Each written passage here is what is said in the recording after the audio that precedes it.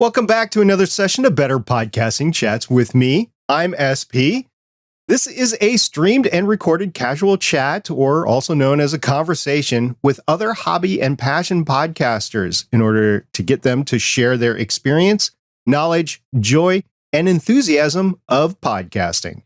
Once this live stream is over, I'm going to take the recorded files, because I'm a podcaster and I record these files, and we're going to turn it into a podcast. Better Podcasting is a project by Stephen John Drew and myself to help hobby and passion podcasters start their podcasts and make their existing projects better. That's why we have the name, Better Podcasting. As a starting note, I want to thank Miss Cadabra from the Smoke to Smoke podcast for joining me once again in the previous chat. You can check out Miss Cadabra on her Instagram page at smoke_podcast. It's all one word, Smoke to Smoke, with TO being the two, smoke_podcast.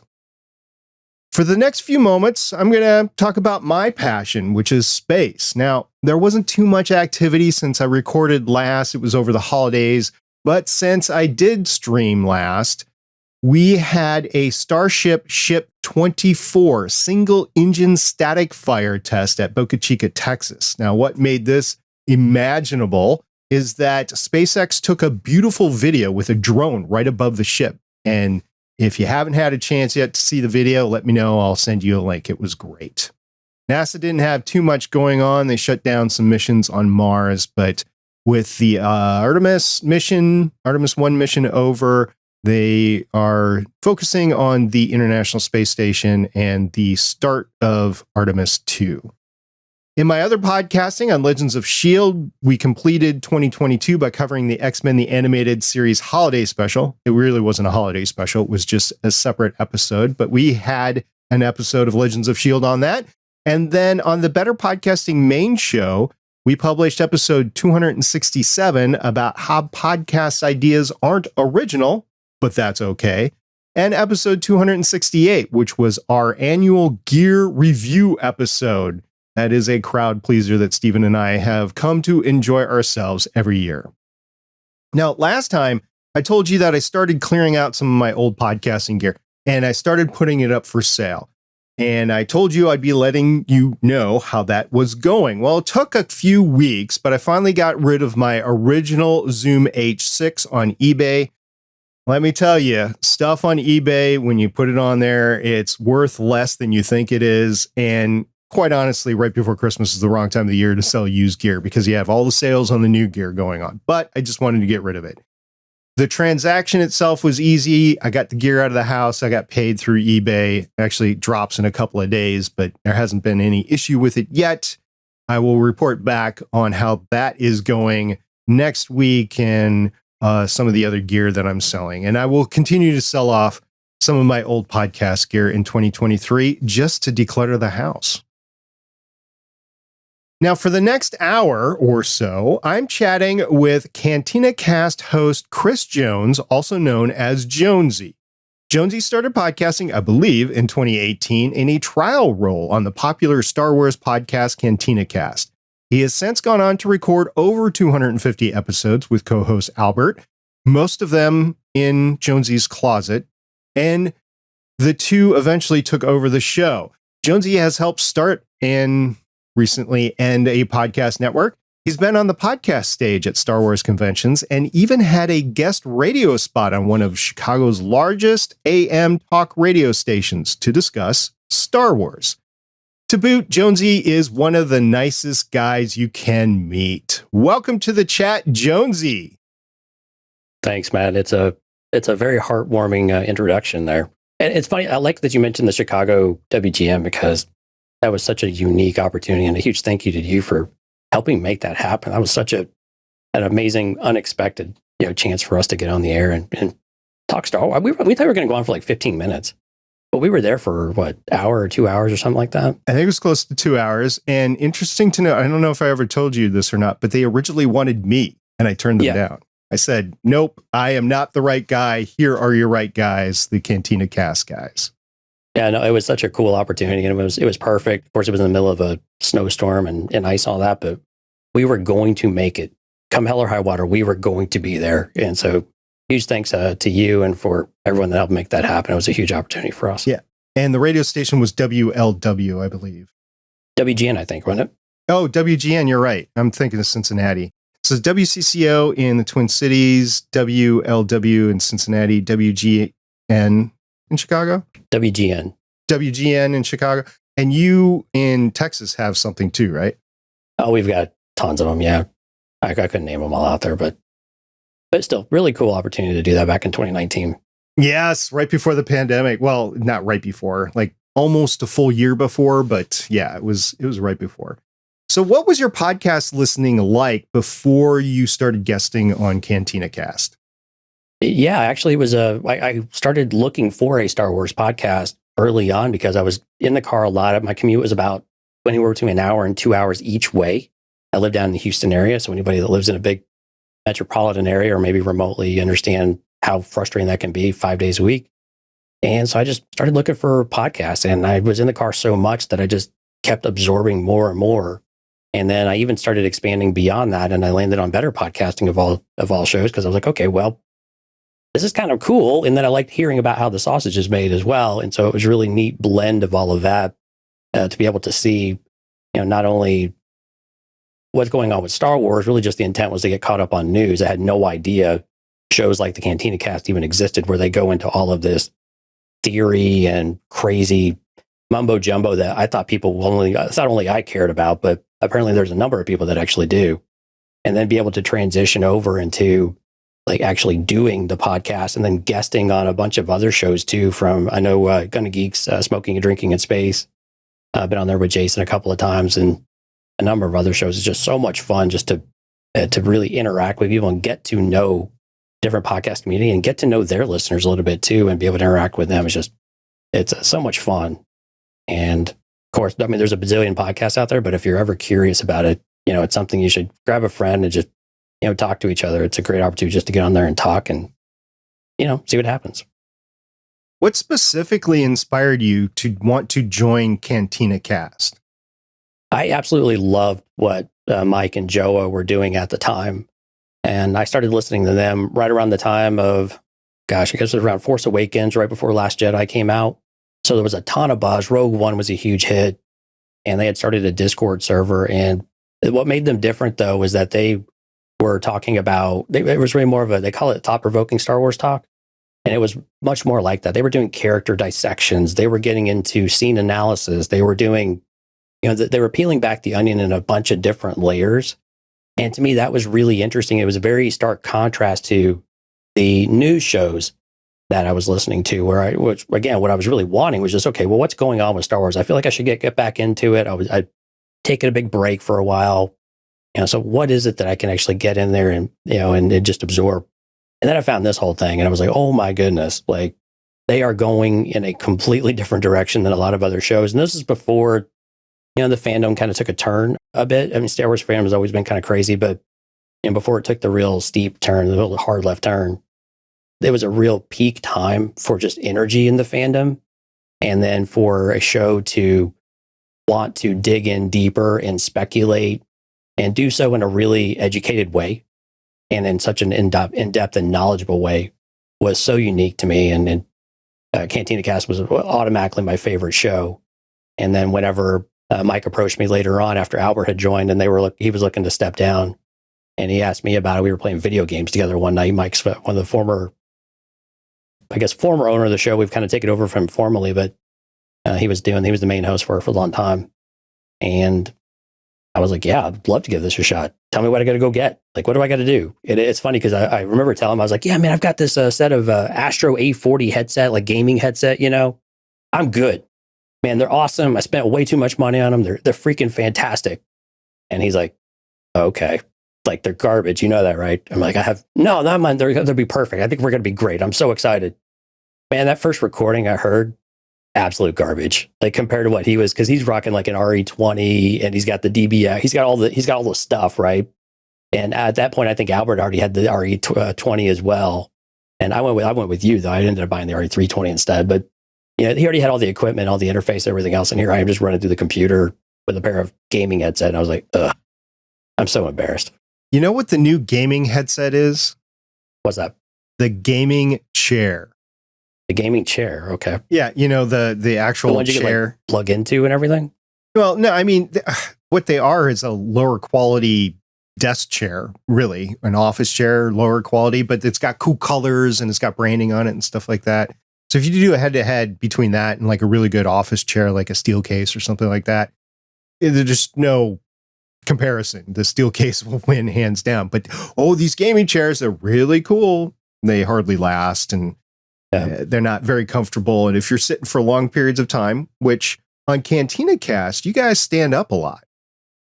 Yeah, Albert tends to stand. When we first started doing live stream, I was standing too. Now I sit on a higher, like a high level bar stool, which is just much better for my back, and I'm not having to step all over the place and find one of the padded, the things like you put in front of your sink, like the padded rugs. Right.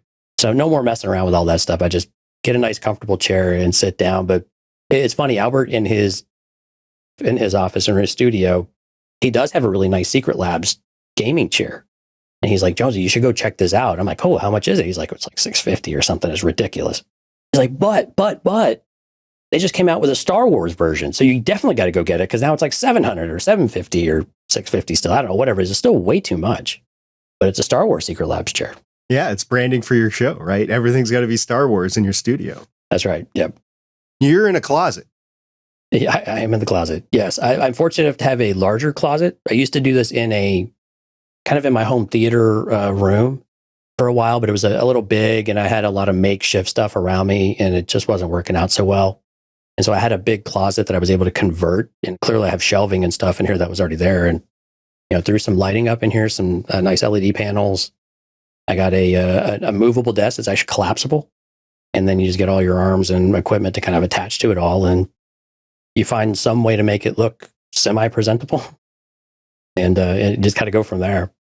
Since you're sitting on the bar stool, do you feel like you can project your voice a little bit better? Compared with standing, I don't know if it's much of a difference. I think there is definitely a different technique you have to have, though, because you have to keep track. I find when I sit, I have to keep track of where I'm at with the mic more often.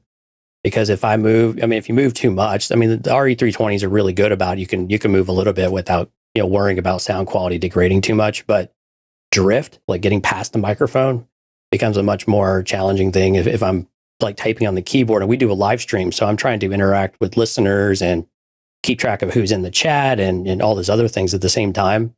And so I have to be very cognizant about where I'm at. Whereas before, when I was just standing and talking, I could stay in one place. To the point where I've actually entertained the idea of maybe a shotgun microphone, but everything I've read, they have to literally be like almost like right above you, I don't know that I want to mess with that. So I've just kind of stuck to the RE320 and where I'm at. But yeah, in the seating wise, I haven't noticed a difference, so to speak. But I do have to make sure when I'm speaking, I'm in the right place a little bit better than what I was when I was standing, oddly enough. So when you started, you said you were listening to better podcasting, but how did you really learn how to podcast?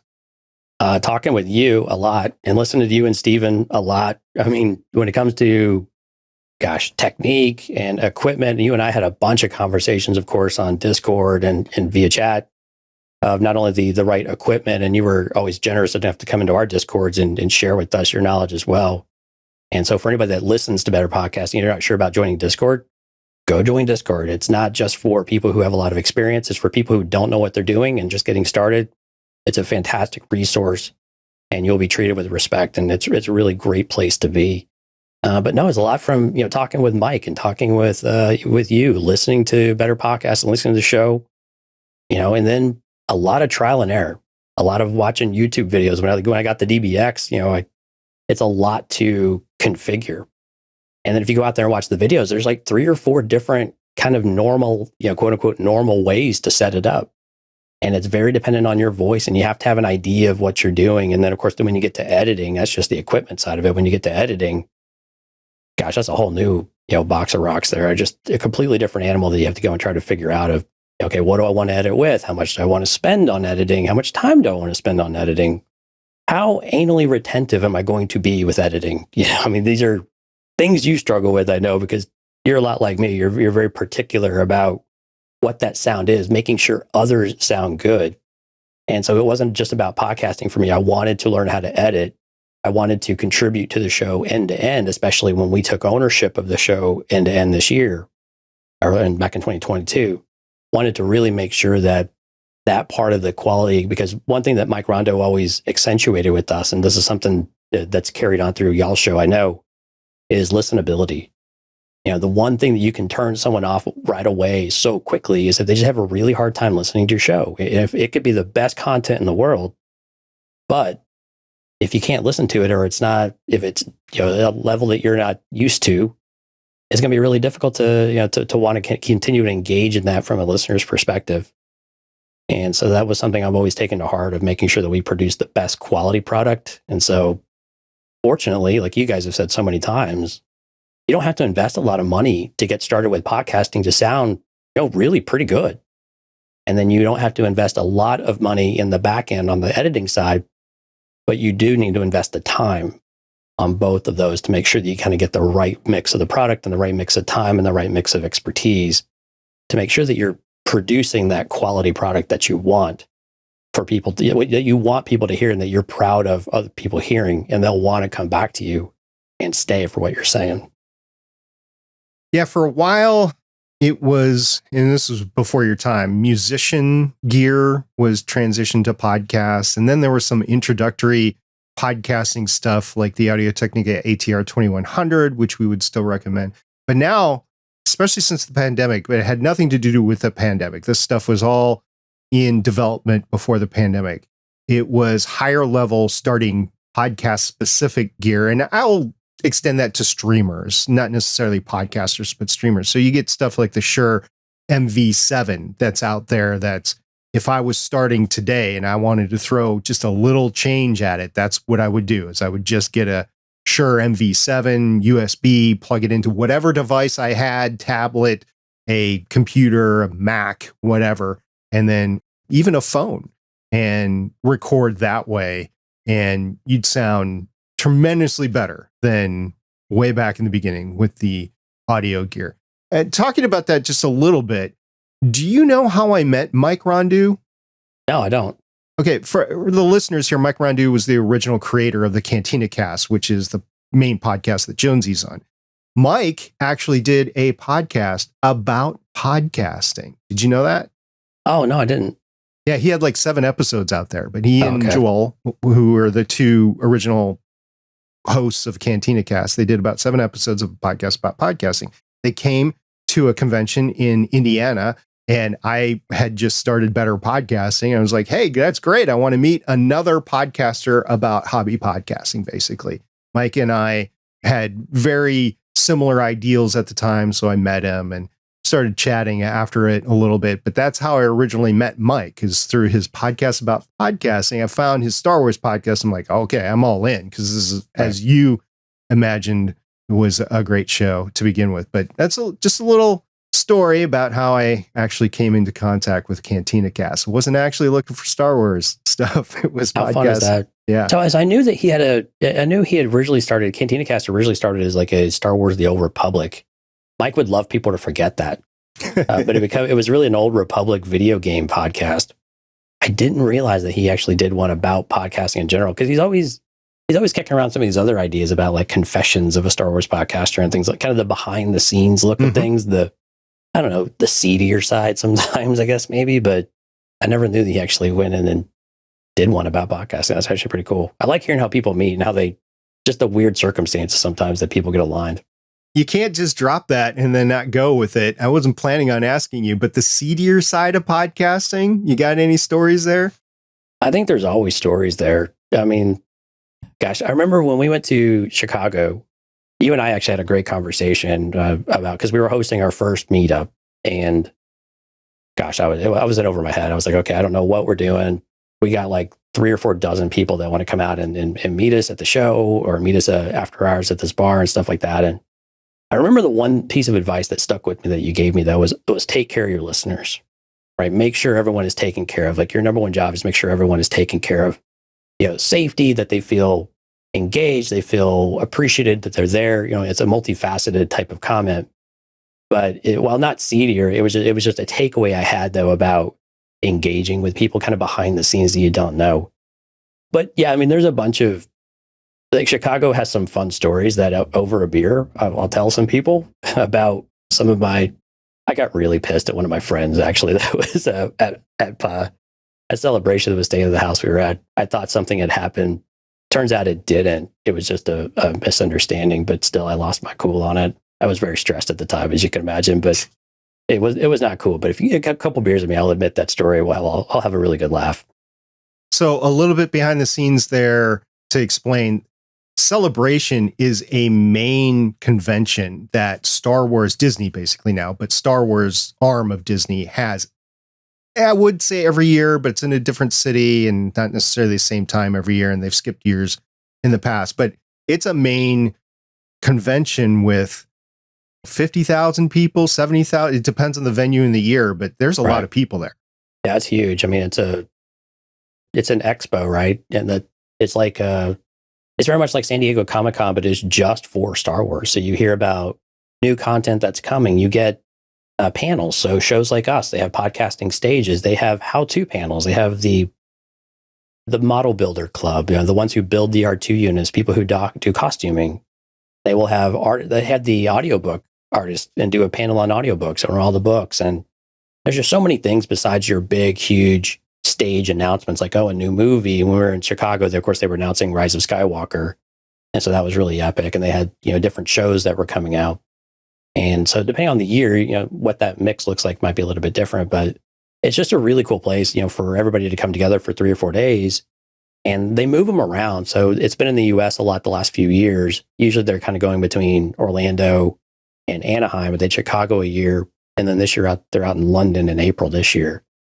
So it's really cool to see them go back overseas outside the US for those folks because everybody travels for this thing. If they can swing it, they do it. But it's a big deal. And again, it's a great place for everyone to come together and celebrate Star Wars rather than kind of get bogged down by the unfortunate social media nightmare that we all kind of get wrapped into every once in a while.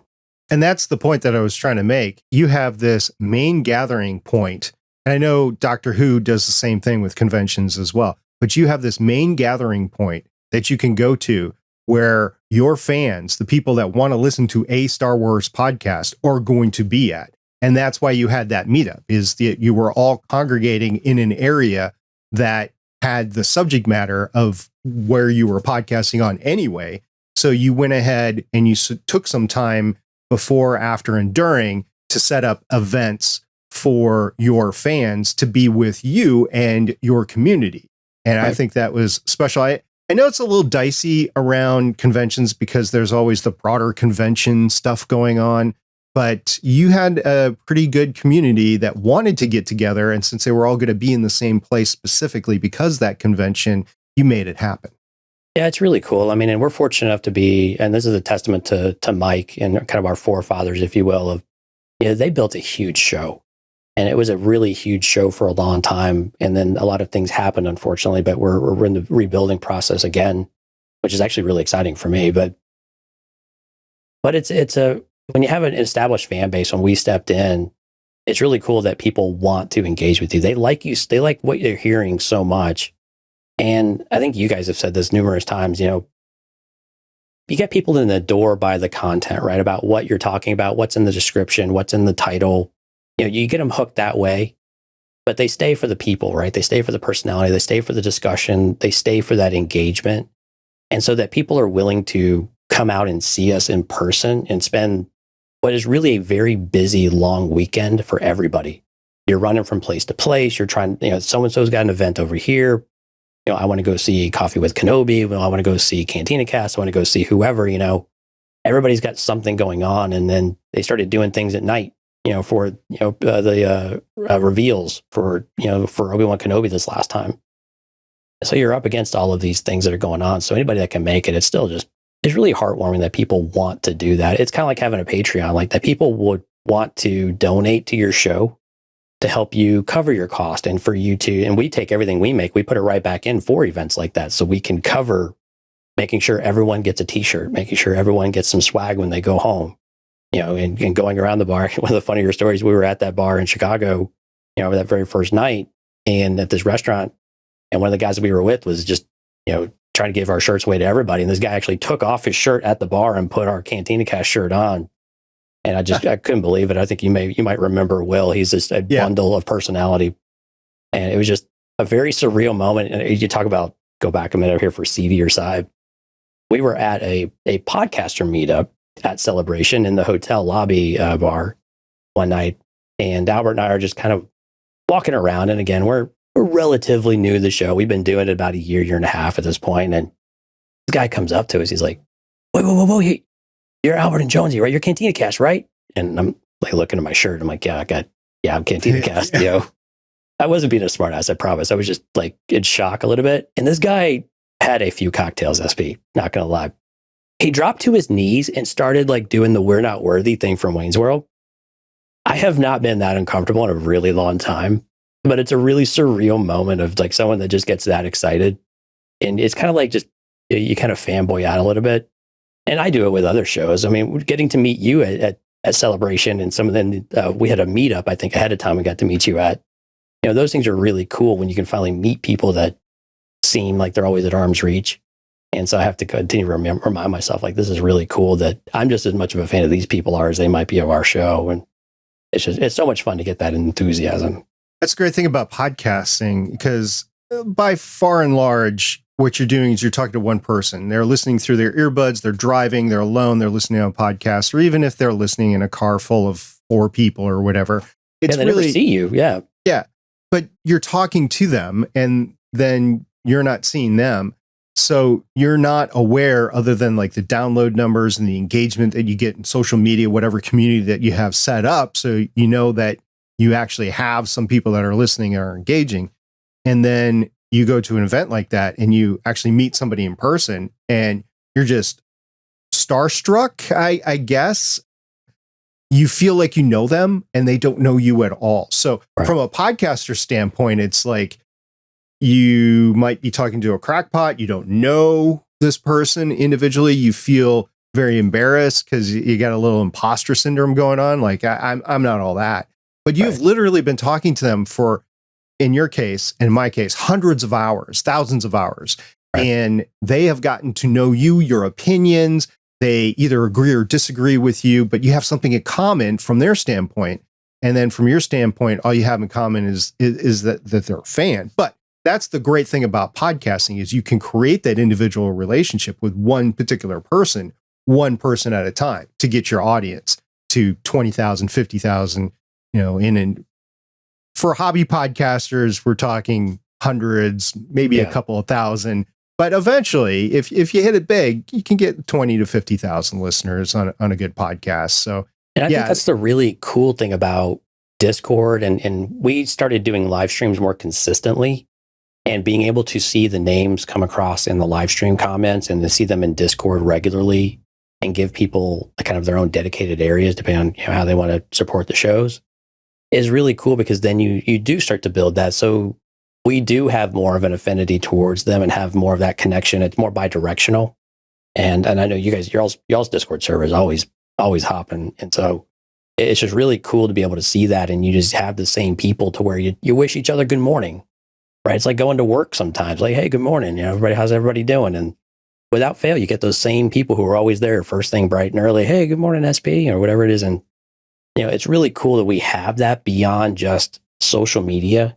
Because social media, it's overwhelming. But with Discord, you're going to a place for this specific reason, for these specific people, and for these communities that we're hopefully really fostering a really positive, community for, that they feel comfortable being there and speaking up. Yep. Let's just go back a second. How do you record Cantina Cast? So today we do it with StreamYard, like we're recording today here. So we do a live stream.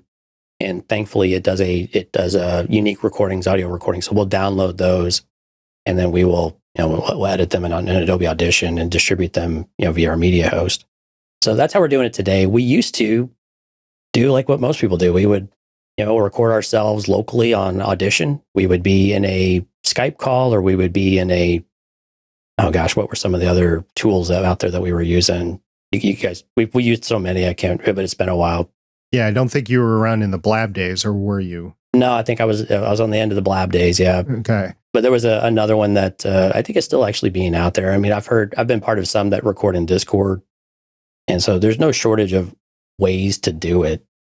But today we're just doing through StreamYard, since we do the live stream and it broadcasts everywhere we want it to be. And that's kind of the most beneficial for us. And the audio quality is good enough. I don't think it's as good as recording locally and then editing that way. But at least you do get a compressed WAV file. Do you back your audio up anywhere? We used to, but no, not anymore. We just wing it. Which, I mean, that's the thing with live streams, right? I mean, when you're live, you are susceptible to anything that goes on. And we've had two really rough stretches in 2022 where my audio was all jacked up for a while, and then Albert's his internet's been dropping a lot lately, and you're just more subjected to all of that stuff, and you have fewer opportunities to go back and fix it. But then again, if you're recording locally, I mean, that stuff doesn't really matter anyway. But now you're in front of everybody talking, and you have people like, "Hey, what's going on? Well, I can see Albert, but I can't see Jonesy," or whatever it might be, and going from there. It can be a little dicey at times, but it just goes with the territory. You get used to it after a while. I mean, in a good way, not a bad way.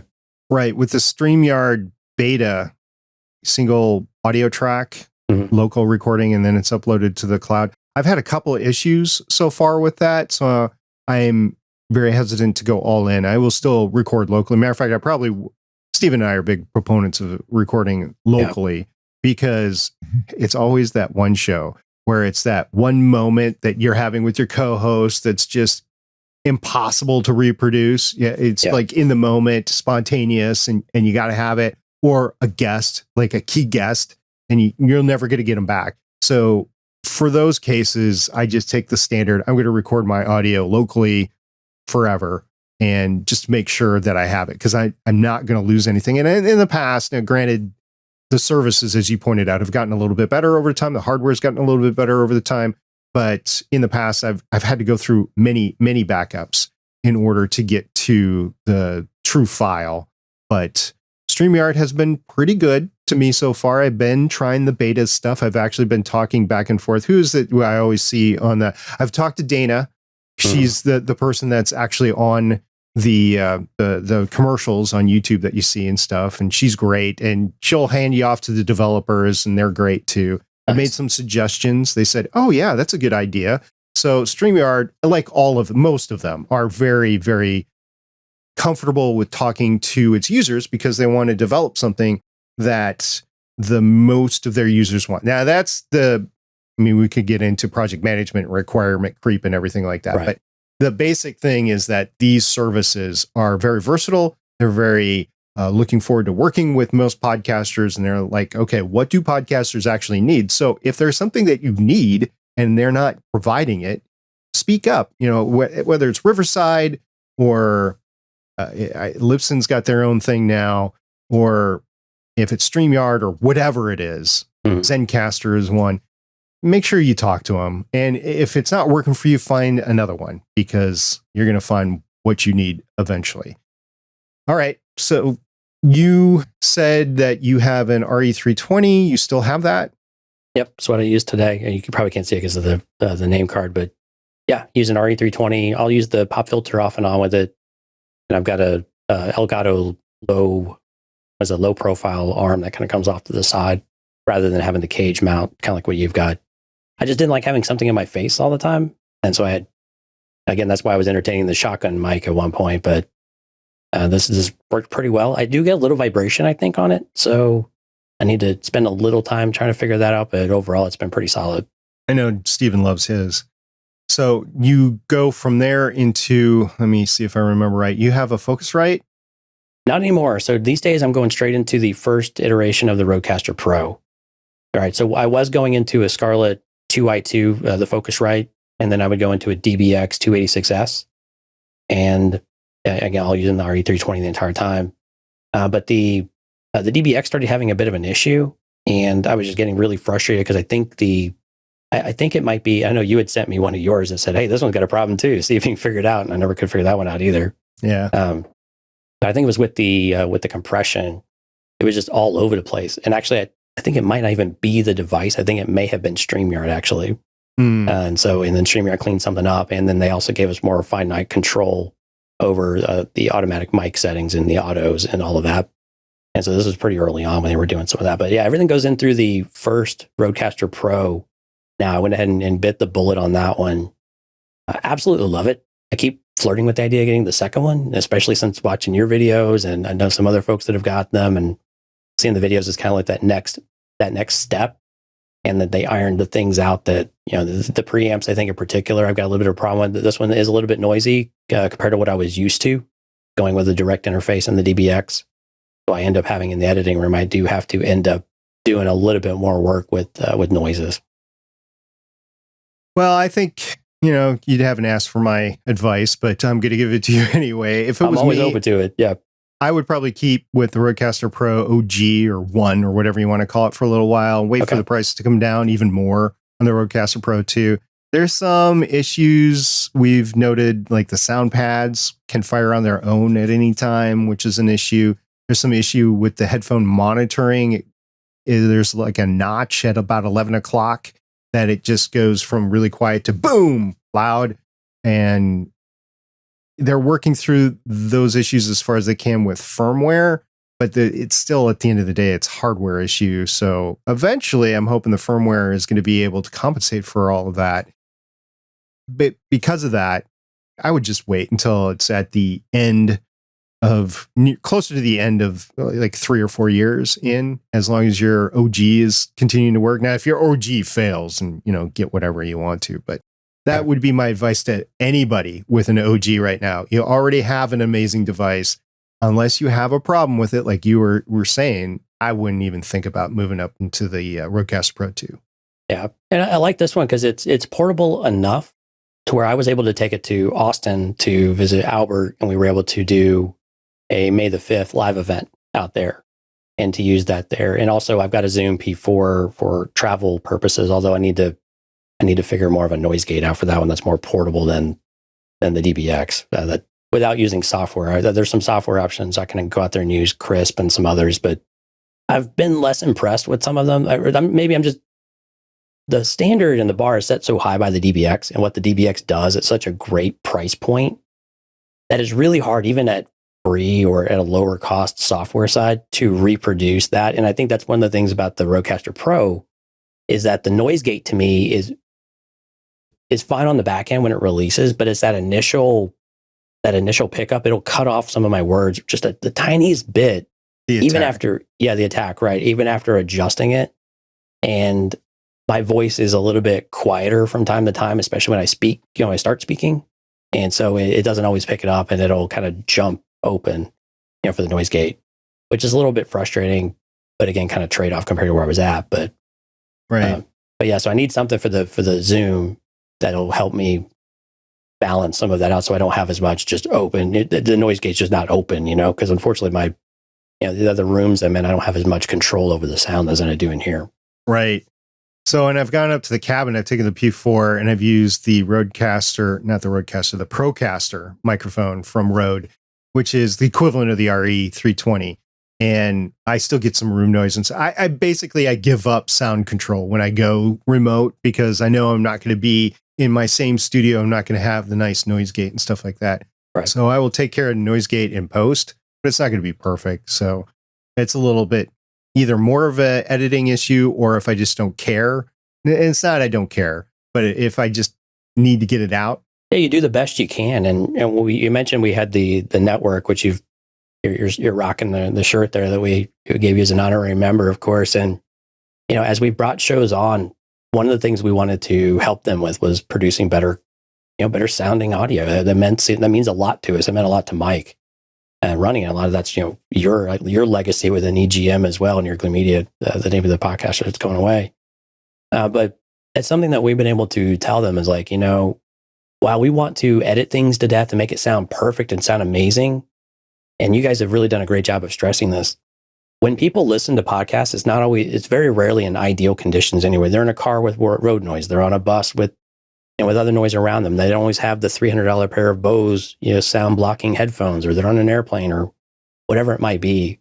So give yourself some grace with it, that you're not going to get everything perfect, but it's about making sure that when the things do happen, they're for enough, there's enough space in between those things that people don't really notice them.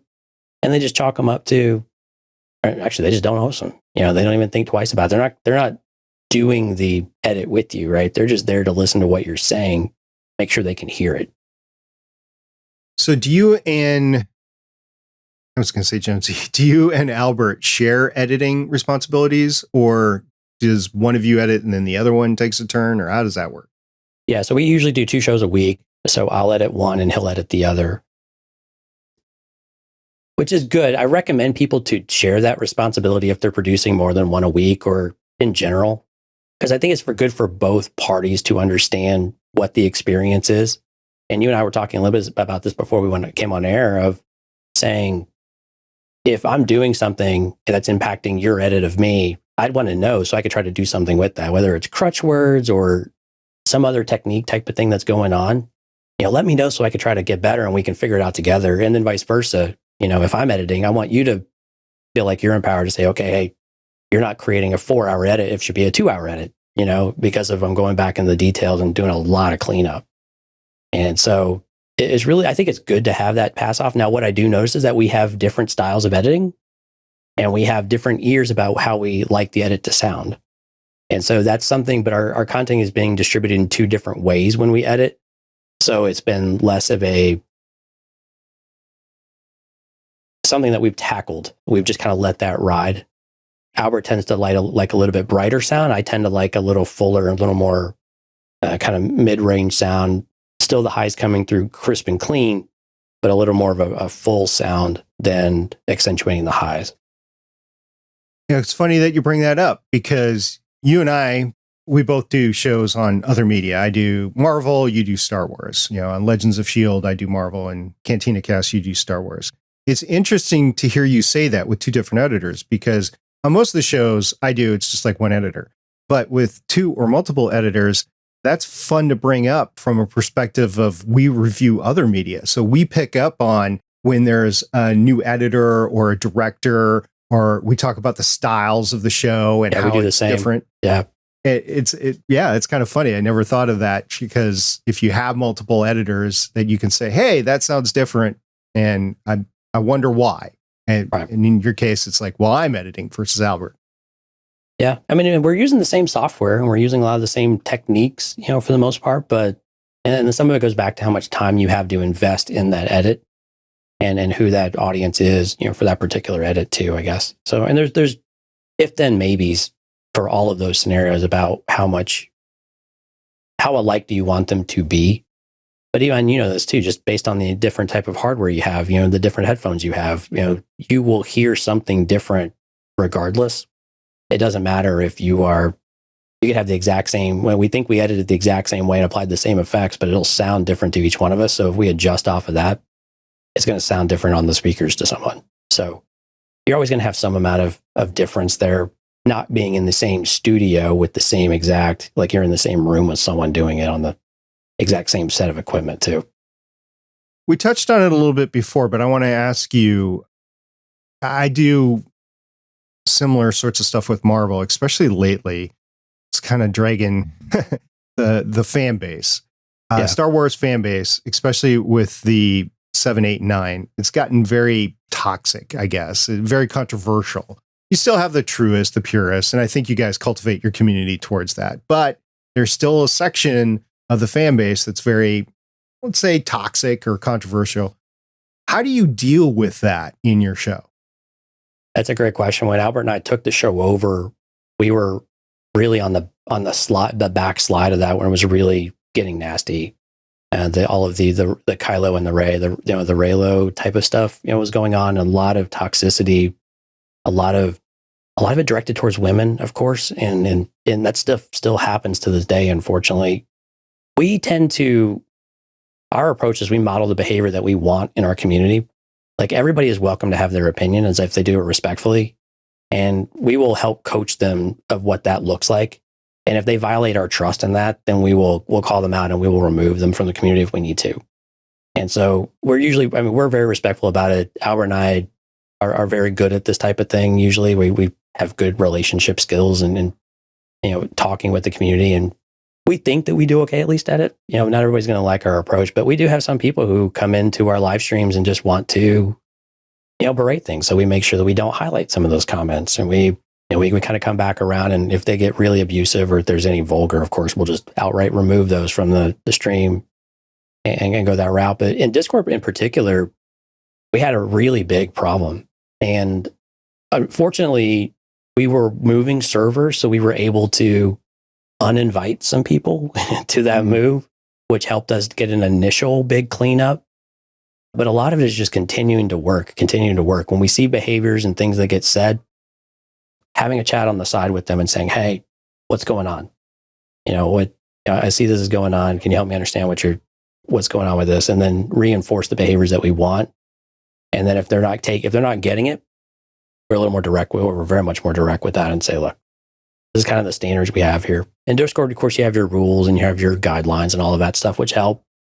But at the end of the day, you have to be active in managing it and being engaged. And again, if you have a smaller show, this is much easier than if you have a gigantic show. But if you have a gigantic show, then, you know, all bets are off. But I think there's a certain limit, though. You're like, okay, well, as far as our listeners, there's only so much you can do to influence that behavior. They'll still do what they want to do. But how we allow them to associate with us, we do have some level of control over, and go with that.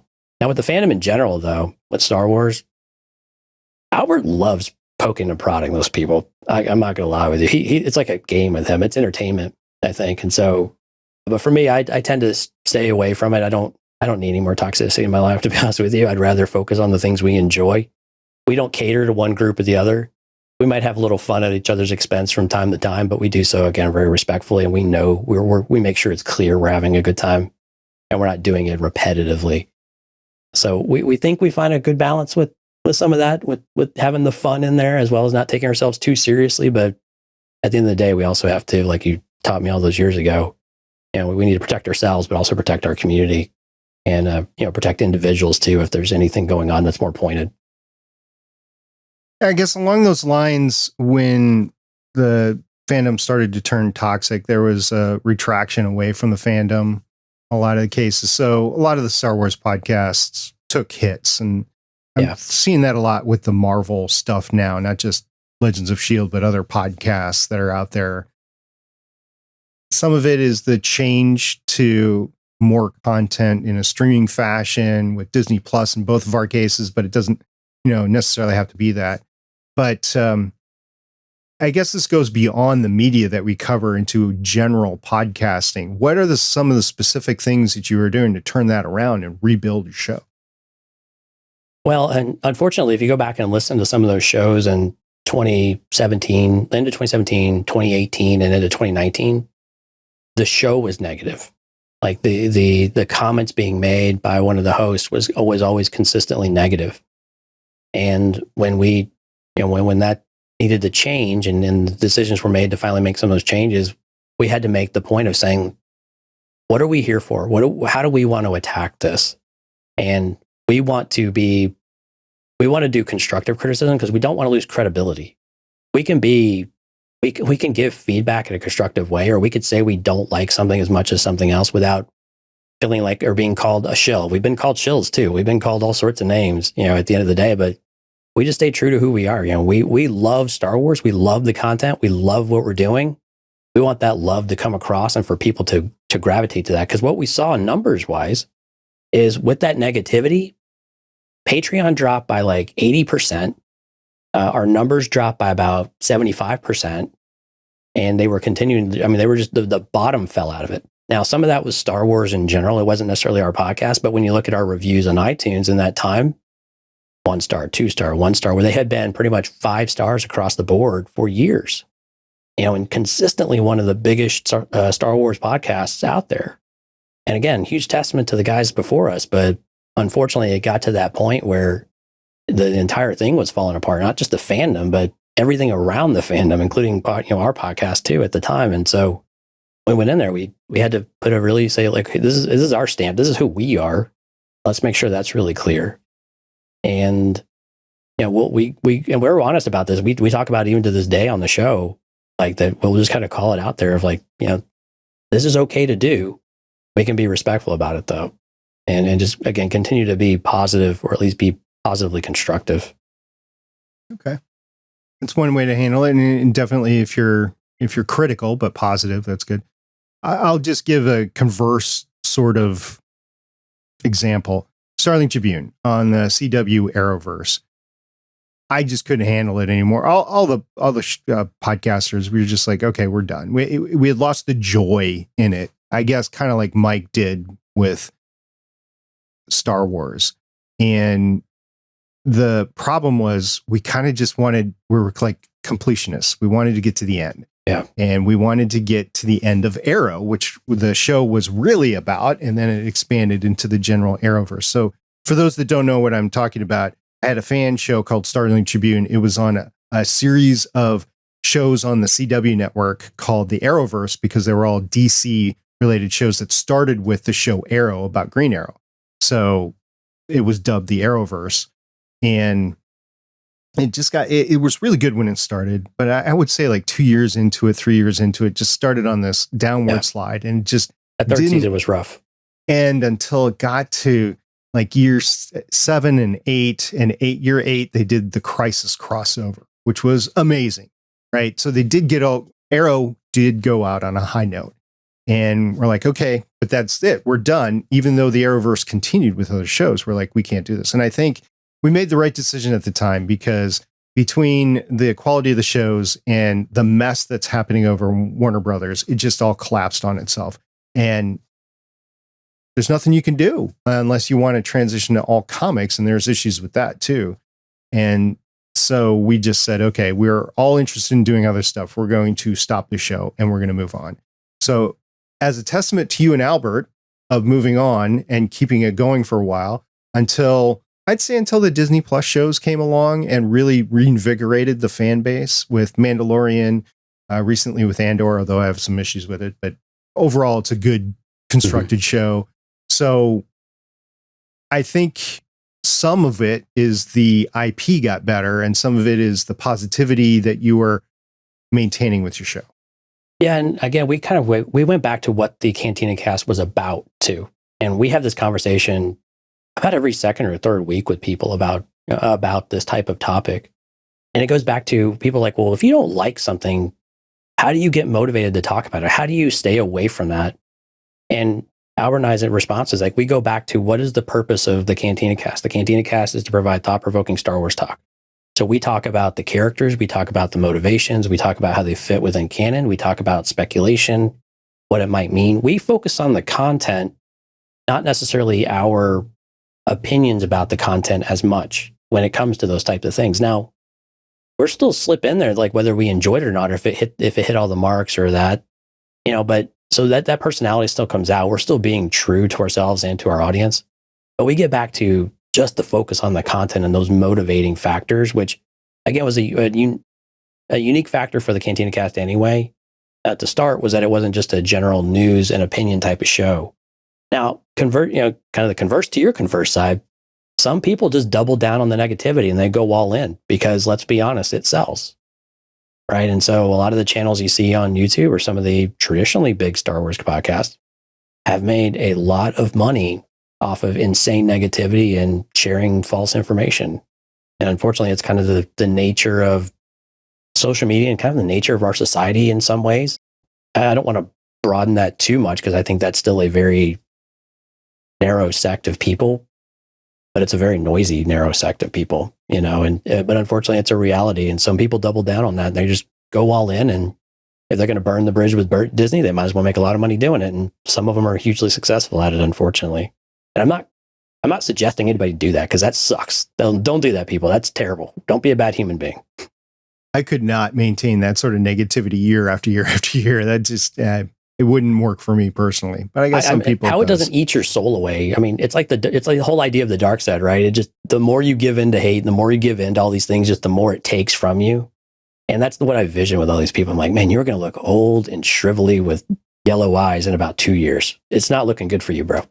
Stephen and I on Better Podcasting, we always say, make sure you have fun with your show, because that's how you're going to keep on going over time.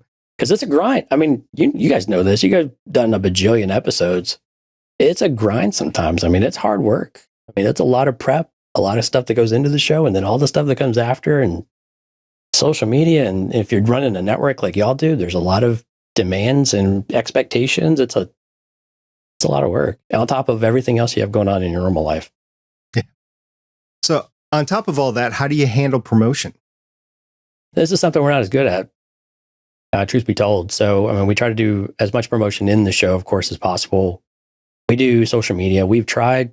What we found is it works best is if we have a true person dedicated to social media, and that's all that they do. But we don't have any money to pay them. So that becomes very difficult to have someone that can be on the ball all the time doing it. Albert is exceptionally good at social media, but it just becomes a time thing. Mm-hmm. And he's got what, 18 kids now? 19? What, did he have another one? Is it 19 kids now? No, he's still at 18. It's fine. Yeah. But, okay. Yeah. But I mean, there's a huge stresses on everyone's time for it. And even when it's like, what do you want to do? You have choices to make, right? So do I want to go out there and promote our content, or do I want to create more content and create diverse content? And so where do you want to spend that time? There should be a balance in there. But if you can find someone to help you promote your stuff, especially if they're really good at it, find someone that has kind of a skill that kind of wants to explore that and they're willing to invest the time, man, sign them up and just give them access to that social media account and just have them go at it and just set some expectations. I mean, set some, guidelines. And again, this is something Albert's better at than I am, but of like, here's the expectations we want to do. Here's a number of engagements. This is kind of, when something gets posted on the StarWars.com Twitter feed, we want to be able to have responded to that and put it out there within, 5 minutes or 10 minutes or whatever it is. Be the first to market if you can, because that just, you got to work the algorithms in some way. But we've shifted away from that, and we kind of get more comfortable of saying, we want to produce better content. We want to produce content not only for the people that we give to everybody, but the things that, people, donate to our show and make sure that they're getting their money's worth and that they feel like they're valued as well. And then finding things that we like to do within all of that context. And so with promotion, we probably neglect that a bit. I think this is a pretty common thing with podcasts if you go out there and look at social media and stuff, but it's something that if you like to do social media and you're really good, give me a shout, Jonesy at CantinaCast.com. Yeah, you can contact me too about Legends of S.H.I.E.L.D. There's a couple things there. First of all, what we were just talking about, grabbing somebody, I think it's a little bit like a roadie in a theater group, right? Yeah. Some people are good on stage. Some people are good directing. Some people are good writing. Some people are just good at the promotion piece. And it'd be nice to have that on your team. But a lot of people are podcasting either solo or they're starting it with their buddy and it's just the two of them. And it's just not enough hours in the day if you want to do things like a big production, Joe Rogan show. Yeah. It's not necessarily a podcast right now because it's Spotify exclusive, but okay. They've got a team working on that. You're not going to have that team working on Cantina Cast or Legends of S.H.I.E.L.D. or better podcasting. It's just literally a couple of guys. Or if you go solo, it's just going to be you.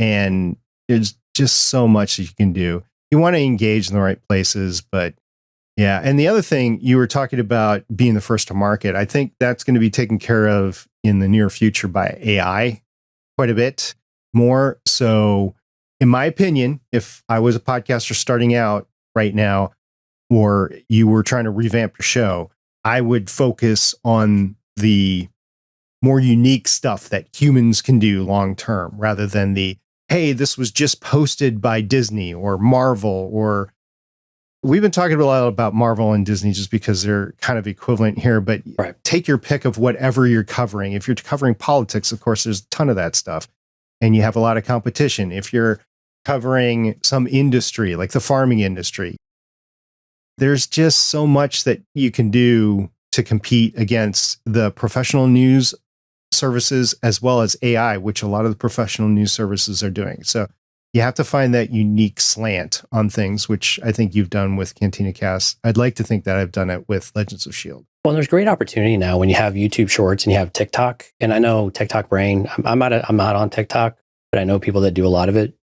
And sometimes it can be very cool. Another medium to do really quick hitting content, especially if it is time sensitive and you want to get something out quick and that just brings attention. It's more of I view it more as advertising than an actual consumable thing that you're going to monetize. I know a lot of people do monetize it, but I look at it as I want them to come watch my 2-hour show, or hour to 2.5 hour show, rather than me being on camera feeling like an idiot for 30 seconds or a minute and a half or whatever it might be. And so, but those are new opportunities for people to do fast content that they can do mobile and they can do anywhere to be able to get those thoughts out. And so it is kind of another neat medium and that people at least have an option to now that really wasn't that prominent just a few years ago. One thing I have against places like Instagram and TikTok is the conversion rate over to actually listening to the podcast. Because some people are going to just stay there. Most people on TikTok, actually, I've asked many podcasters, what's your conversion rate? Or I've listened to many podcasters talk about it. Like, there is no conversion rate. Everybody just wants to stay on TikTok because the TikTok algorithm is based on keeping you on TikTok. YouTube's the same way. Instagram's the same way. Or Meta, if you prefer. Right. So, yeah. Well, it's really hard. I mean, and when you make changes and trying to move, like we brought on another person, Lauren, to help us with the book coverage. And she had her own YouTube channel that she was doing books. And again, getting people to follow you.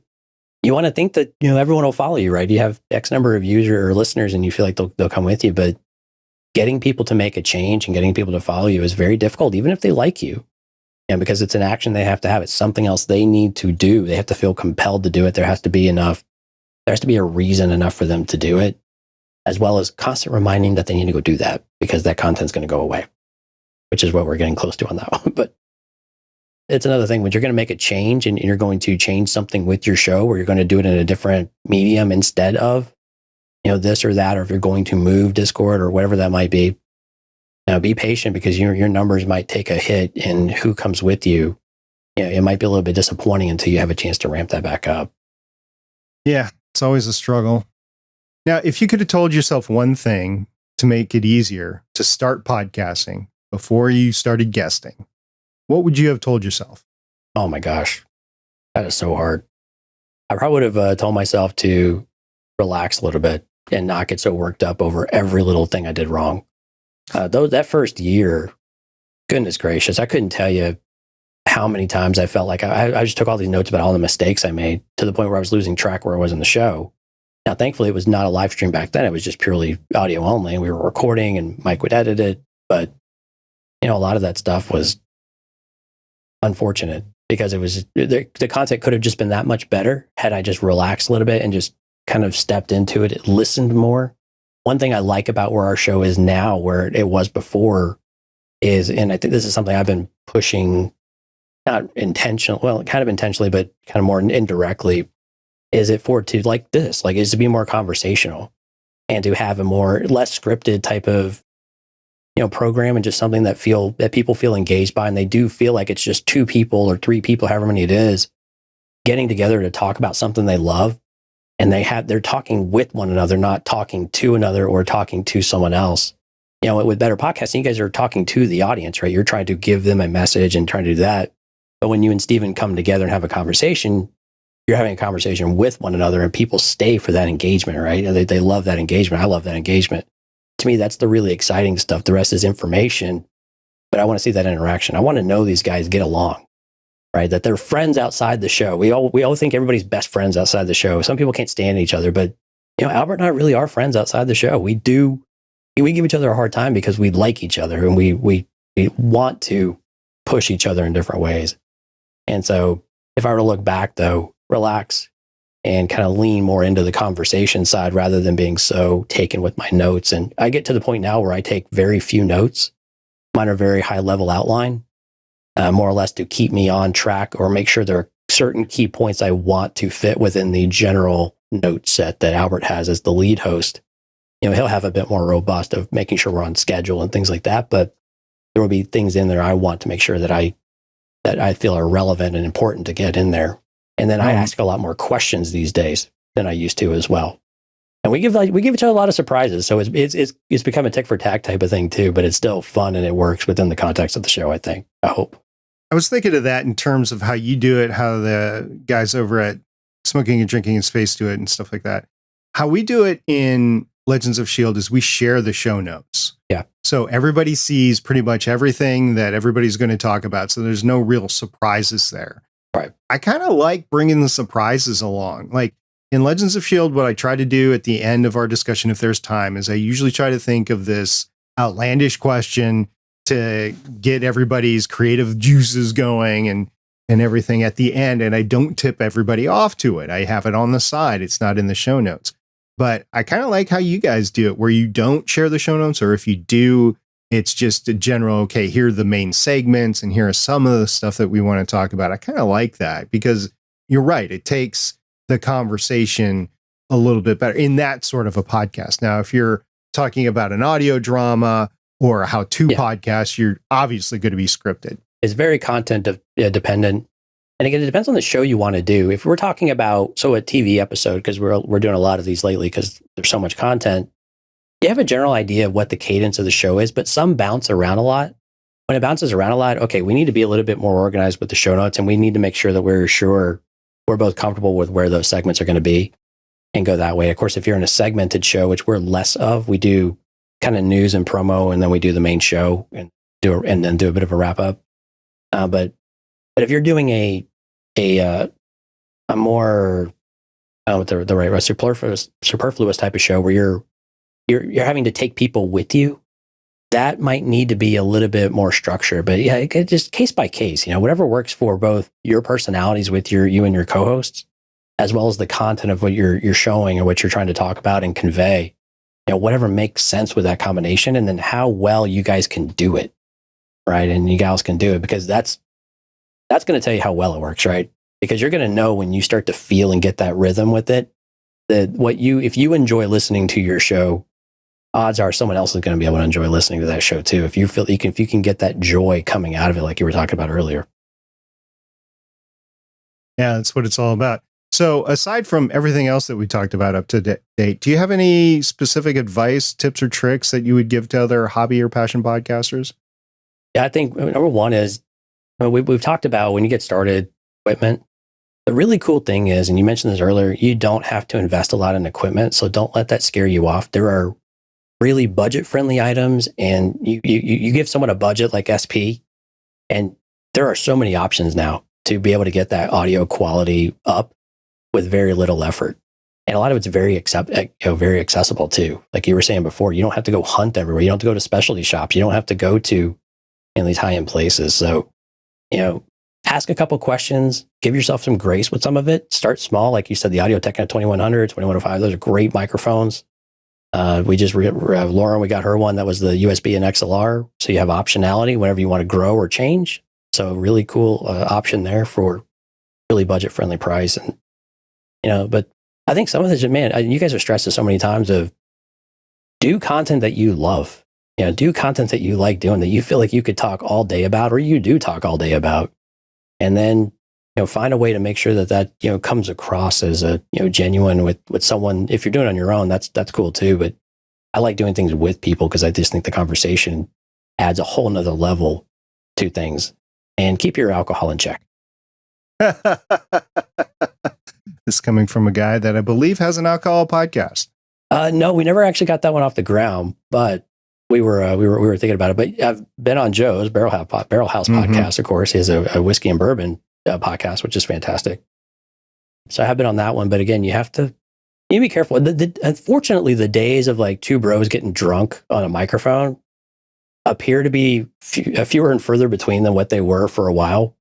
But I will say this. I used to listen to two guys doing a beer podcast, and they were just so hilarious that I just accepted it, because they were just, the relationship they had and the fun they had, you could kind of get through some of the vulgarness of it and kind of that bro atmosphere. But they were just so genuine in the way that they presented the material and the love that they had for it and the appreciation that they had for it. All of those things dwarfed all of the antics. So, hey, to each their own. I mean, everybody has their own way of doing it. Yeah, there's a lot of mom podcasts out there or female-based podcasts that whine and they just have a fun time that way. I personally made it a choice to make sure on nights that I podcast, I do not drink. Yeah. Which is a little bit of a bummer because, to be honest with you, earlier tonight, I really wanted to have a drink. Yeah. But I didn't have one because I'm like, dang it, I have a podcast. So I usually am pretty strict about that. And for any other reason, is because there's a possibility of getting dehydrated, and that has all sorts of editing and audio quality issues with it. Right. A couple more things. Do you have any gripes with the podcast industry that you've experienced? Anything that you want to see different or changed? I got to be honest, I'm very disenfranchised with the pricing models that they've got right now with the offerings. They're all over the place to me, and they all have a similarity to them. And I know they're trying to differentiate, but they just don't seem to. I don't know. The ones where they entice people. I hate advertising because I just feel like it's a farce. Like, hey, you can come do a podcast for free. But when you go look at it, I mean, I don't know how anybody gets a podcast. It's like 20 minutes or an hour a month or something ridiculously low. I'm probably exaggerating a little bit, but the tiers and things, when I look at what we do, I know we're a pretty exceptional case because we produce so much content every month. And so we're on a pretty high-end Libsyn tier right now. But when I go and we were looking at evaluating other services, like, man, there's no one else that really offers that. Like, so there's not always enough competition at the right tiers. I don't want everybody to have the same tier structure, but there wasn't enough unique about it. I think something else I would love to see. So we use StreamYard and we pay for the pro version. I don't see enough competitors for StreamYard in that space that offer the same, again, at least what we're looking for. There are no competitors for it. Unless I want to go do OBS Studio on my own, which of course is a whole nother set of technical things you have to go through and the hoops you have to jump through to produce that. And StreamYard just makes it so easy. And so I would love to see we explored like Riverside, but Riverside FM, they really cater more towards recording a podcast and some of those. They've got some really cool features if that's what you're doing, but with the live stream, something that's a little more conducive to that. I think you had mentioned some others are getting into it and testing some things out and rolling some things. So I'm curious to see how that evolves and kind of becomes a more inclusive package for a total product. More focused to streamers rather than podcasters. But I think it does need to get, because if you're a corporation and you don't want to employ a tech guy that's a producer, you'd want to have something that would be a little bit easier, like StreamYard, for instance. Right. I would think. Yeah. And as far as I know you're kind of jumping between the two, but there's the streaming recording side of the house with StreamYard. There was also the podcast media hosting side. Right. Captivate, for example, just extended some of its plans, but there are still detriments to using that. Like if you hit a big podcast episode or podcast show, you're going to quickly run into those limits on the other side. Like Libsyn is great because from that perspective, because you upload it and then it doesn't matter. Your back catalog is there and it doesn't matter how many downloads you get. Now, in truth, you get enough downloads, they're going to want to put you on a pro plan or they're going to want to slip advertising in there. Sure. So that's a little bit of the unspoken truth about even Libsyn. But at least as you're growing, you don't get hit with these limitations like somebody can't download your podcast. Why is that? Well, you've run out of bandwidth. Right. So thankfully, some of them are really good about notifying you and they give you a bit of a grace. Like I was looking at Buzzsprout because Buzzsprout's got a lot of, promotion lately and of all the lists you see online of the, who are the top 5 or 10 podcast hosts or media hosts, for podcasts in 2022, 2023, they continue to come up with their offering. But to get to the offerings that I thought were good, even for a smaller show, they tended to be a bit more expensive. They had a really great package that you could do a lot with. But if I'm starting out, that's a lot. And I was worried about hitting some of those numbers, even with a smaller show, before you have to end up upgrading. And I don't, some of that feels, I get it, but some of that I just don't like that. I wish there was something that could improve there to find a better balance with some of it. But again, that's why you got so many options, but how many are going to stick around is always the thing you guys have stressed so often of, who do you trust in some of those spaces? Now, some of them stuck around for a long time, but they've just kind of don't do anything different either. So I don't know if that's a good thing or a bad thing. I think Anchor's finally going to go away, but it's not going to go away like a lot of people thought. It's just going to be enveloped into Spotify. Spotify, right? Yeah. But you have all these different facets and capabilities, bandwidth, back catalog, upload catalog, and it's a lot for a newbie to take in. Just to process all, like, what the hell does all this mean? Multiple RSS feeds. That's a big one. I want multiple RSS feeds. I want to upload everything, including video, and I want to be able to have as much downloads as possible. I want IAB statistics, and I don't want to pay anything. Yeah. No, it doesn't exist. I got to be honest with you. I told some people, like, just go YouTube. Just go stream to YouTube and just download it from there and do whatever you want and just focus on YouTube. I've actually given that advice for some people. And that was the content they were looking to do because they were wanting to live stream. I'm like, just start with it and just go with it and figure the rest out and expand from there. You know, kind of pick your main one and then grow it from there, you know? Well, there's a difference even in itself between YouTube and Twitch. You know, Twitch is great for streamers, but your content is only there for 2 weeks, I think. Yeah, which again does us no good. And if you're looking for monetization, again, those are really far-reaching targets for most shows. I mean, those are the things you have to think about cultivating early on and getting moving early, because they do take a lot of time to grow and to snowball sometimes, unless you just get lucky with something really, really great that people really latch on to and it goes viral. I have one last question for you. What is one, doesn't have to be but what is one favorite moment from your show? Oh my gosh. We've, just one. It's not from the show. It was really the most memorable moment we had was that celebration in 2019. Both the event that we had there as well as the podcast, it was just it was just really surreal to get up on stage and talk to people, being on WGN. I know it's kind of an inclusive, this big event, but that was really one of the really coolest things to do, is that it just felt like this is something I never would have expected to experience in my life. You know, not only, and it's not the celebrity type of aspect of it, because I don't view us in that way, but just that people would want to come out and listen to somebody talk about Star Wars and sit there and be engaged and just be completely enraptured by whatever's going on in front of them. And then want to come talk to you about it afterwards. Sometimes tell you how many times you're wrong, but I mean, that's fantastic. I mean, that's the fun of it. Right. And so, so Star Wars Celebration 2019 was such a huge thing for us, just from a fun perspective and just the interactivity with fans. It's the single biggest thing that keeps me coming back to it. And that's why when we do comments on live stream, that's why it's so important for us to integrate it throughout the show, because that helps us kind of keep that conversation. It's how we want the show to be structured. And so things like that really help us stay motivated. And when people come back to us and give us ideas, we invite them on the show and they come to us with ideas and they're something we want to explore. That's really cool when you have that engagement. So it's just like engagement in general, I think, is probably my favorite thing about podcasting, especially once you get that core of people that you just like being around. And we've been really fortunate enough over the years to accumulate a lot of people that we like being around, yourself included, that really just make it feel like a true community and just people that we're really proud to call our friends, not just people, not just listeners, right, or something like that, but they're actually our friends. And so that's a really cool feeling. You actually just gave me an idea for a future Better Podcasting episode. You don't always have to be right. It is true. And we are often wrong. So it works out really well that way. We've had some comments in chat as we've been chatting away for the past hour plus.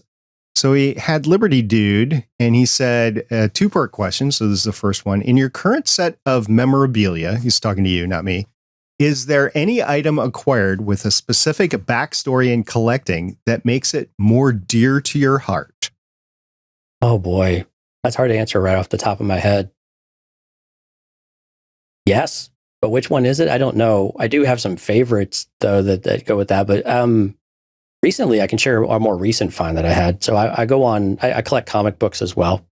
And I was spending a lot of time on Whatnot, which is basically like live streaming eBay, effectively. And I was able to secure the first appearance of Yoda for like $3 or $5 or something like that. And that book is worth quite a bit more than that. And it's in really good shape too. And so it was just kind of one of those moments. It's like when you go and you find something in the dollar bin or something on the clearance rack, or if you're an action figure hunter, you go out there and you find something on the racks that is supposed to be hard to find, but you found it, right? It's kind of that rush and that excitement that you get of like, wow, I really found something really, really, like really, really cool and really, really neat. You going to send that issue off to be graded? I'm actually so my brother is a comic book collector and a reseller. So I've got to make some time with him to see if it's worth doing that, or if it's in good enough condition where you get a high grade. Otherwise, I'll probably just condition it. But yeah, I might actually send it up to CGC. Or even if it's a low grade, if it's something that's rare. Yeah, I don't know if it's worth that much to be able to do it because getting things graded is, I don't know, call it $50 or so, $50, $60. The last time I checked, it was like 70 or 80. I've Yeah, it got keeps some going Marvel up. stuff. Yeah. That I've thought about doing it that way. All right. And then part 2. And is there any particular coveted piece out there which you think that needs to go right here? Oh, like in his collection? Yeah. No, in your collection. So I've got one right above my head, and his head is cut off. So this is the Gentle Giant Darth Vader kneeling. So this is when he talks with the Emperor. I don't want to make shaky cam here, but basically he's kneeling, and the bases light up, and with a little button on the back. And so it was a Gentle Giant exclusive. Is more difficult to find now. Of course, difficult to find at a good price. But that's one of my favorite pieces because it's really just such an eye catcher, and it's just a test, like a really important moment in the series, a very iconic moment in the series where he's talking with the Emperor in the hologram. So it's just a lot of fun. But I mean, yeah, I've got a lot of stuff around me though that's really cool. Some things that will blow up here pretty soon, hopefully. If like I've got Dr. Aphra's first appearance on the wall right next to me that's graded in a 9.6. Yeah. And so nice. Things like that are pretty fun. Or like Keurig and Phila from the Vader series. That's a pretty sweet series. That one's about to be explored in the High Republic as well, the Barrage Vow. So I think I got number 1 in the Darth Vader collection.